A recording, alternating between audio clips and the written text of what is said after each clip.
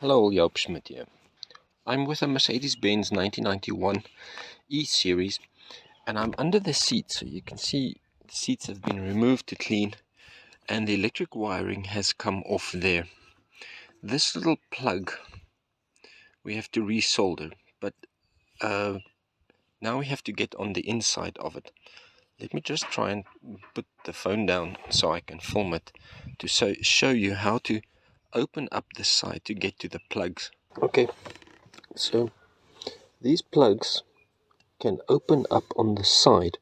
You'll see a tab over there and a tab over there, which if I just lift it up on that side and softly lift it up on the other side, that tab will open up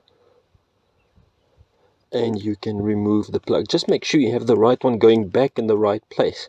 So now I can take out that one and drop out that one to re-solder it. And there we go, I've re-soldered this one, and now we can just pop them back into the plug. Make sure they're all the way down, and close the clip again.